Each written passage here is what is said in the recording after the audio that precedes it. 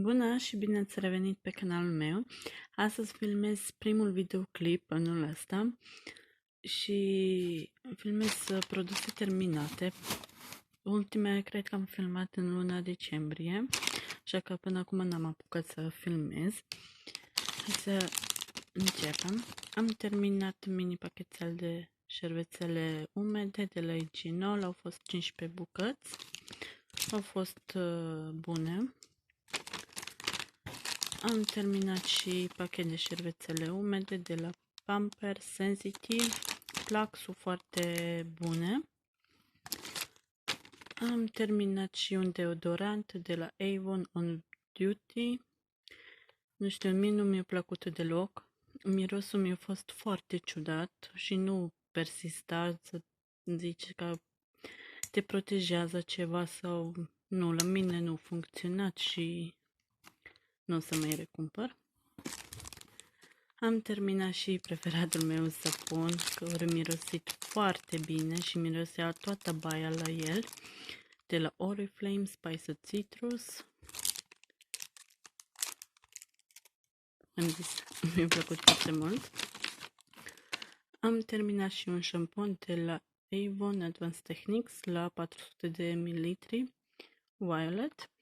Da, asta e șampon foarte bun, dacă sunteți blonde, vă lasă așa, ca culoarea ceva mov, dar foarte deschis și curăță foarte bine, așa că mi-a plăcut foarte mult, că îmi lăsa părul ca cum și avea șuviță așa pe păr. Da, e foarte fain. Am terminat și absorbante de la Always. Le recumpăr tot din gama aceasta, dar numai diferite modele, cum să zic. Am terminat și un peeling Imasca, a fost 3 în 1 de la Today. Am avut 150 de ml. Asta cred că se găsește și la Penny. Am primit din Austria și a fost foarte ok. Am folosit sub duș, că lasă așa foarte... are consistența foarte grasă și mi-a fost mai ușor să folosesc sub duș.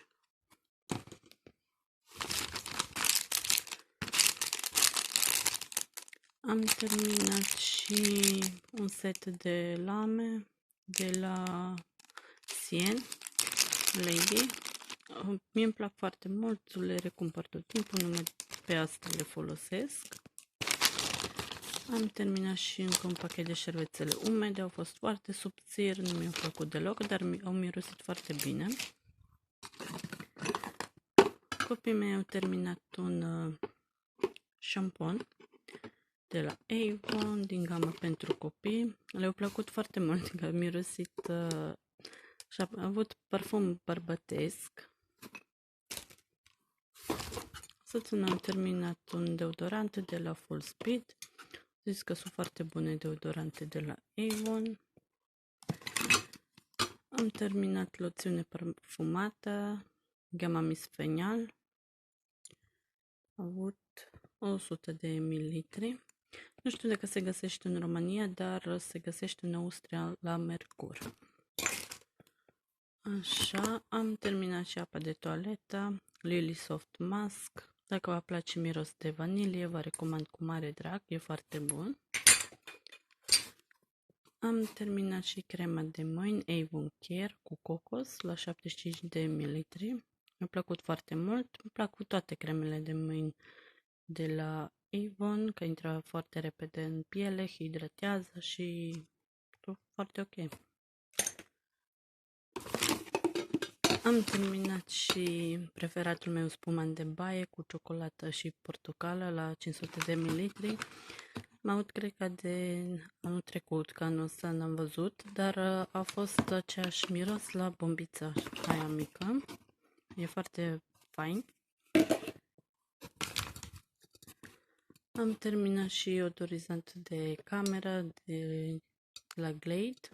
A fost cu prune. Da, mi-a plăcut foarte mult. Am terminat și luminare de la Avon Winter Spice. Nu a ars toată, dar ce fain miroase. Dar mi-a plăcut foarte mult cum mirosea și mirosea toată casa la ea. Așa. Am terminat un pachetel de șervețele umede, gama Lindy, tot au fost foarte subțiri. Trebuia 2-3 șervețele ca puteți să folosiți. Îmi costă 5 lei. Nu. Pentru una ocazie că mă trebuie urgent, șervețele umede sunt bune, dar în rest nu vă recomand. Am terminat și încă un pachet de șervețele umede Baby Well. Tot le primesc din Austria. Sunt foarte bune. Ce mai am? Am o cremă de față din gama Avon Ultra Effects. Soothing pentru ten sensibil. Cred că au 50 de ml. Da, îmi place foarte mult. Am terminat toată. Hidratat foarte bine, a intrat foarte repede în piele.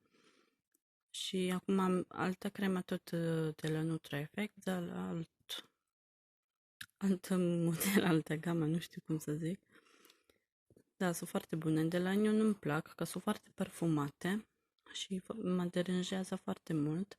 Dar din gama Nutra Effect sunt foarte bune. Am să arunc și un creion de la Lux, să uscat și nu pot să... Astăzi iasă afară și e o calitate foarte... Creionul a fost foarte bun, a fost cremos și foarte pigmentat. Dar nu știu cum i-au făcut, dacă ascuțiți, asta e negrala aia dinăuntru creion, iasă tot. El e până aici și nu știu, nu-mi place. Și ultimul produs sunt bischete de machiante de la Sien, 70 de bucăți, îmi plac foarte mult, recumpăr tot timpul și își plac că sunt acestea mai mari și am o cuțiță goală. Astea sunt produse pe care le-am terminat, dacă vă place dați un like și vă pup, ceau!